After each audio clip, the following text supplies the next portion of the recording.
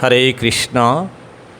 আজকে শুভ ঝুলন উৎসব রাধা গোবিন্দের, তাই আমি আমার ইউটিউব চ্যানেলের শ্রোতাদের কিছু গীতার বাণী শোনাতে চাই। হরে কৃষ্ণ।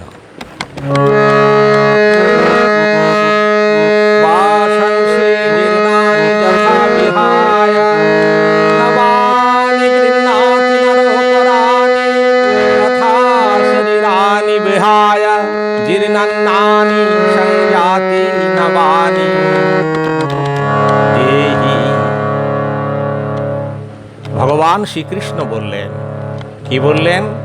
যে মানবগণ যেমন জীর্ণ অর্থাৎ পুরাতন বস্ত্র পরিত্যাগ করে নূতন বস্ত্র আবার গ্রহণ করে বা পরিধান করে, সেই রকম আত্মাও যখন কি করে, এই দেহ যখন জীর্ণ হয়ে যায় তখন এই দেহটিকে পরিত্যাগ করে একটি নূতন দেহ ধারণ করে।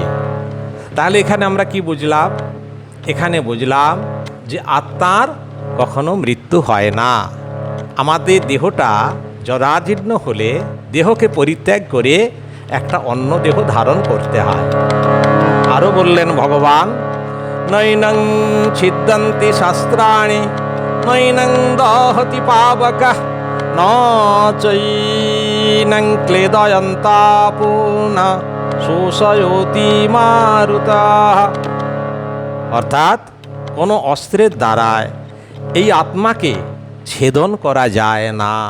হ্যাঁ, আগুন তাকে দগ্ধ করতে পারে না, এবং জলে তাকে ভেজানো যায় না, এবং বায়ু এই আত্মাকে শুষ্ক করতে পারে না। তাই আত্মা কখনো বিনাশ নেই, কোনো ক্ষয় নেই। হ্যাঁ, আরও বললেন, অচ্ছেদ্য হয় মদাহ হয় ক্লেদ শস্য এ বচ নিত্য সর্বগত স্থানুর চলু হয়ং সনাতন। আত্মা অচ্ছেদ্য, অদাহ্য, শুষ্ক ও আর্দ্র হয় না, চিরকাল একই রূপে আছে। ইহা নিত্য স্থির, সর্বব্যাপী, অচল ও অনাদি।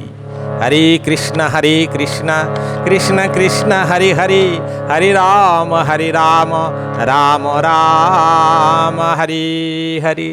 জয় রাধে, জয় রাধে।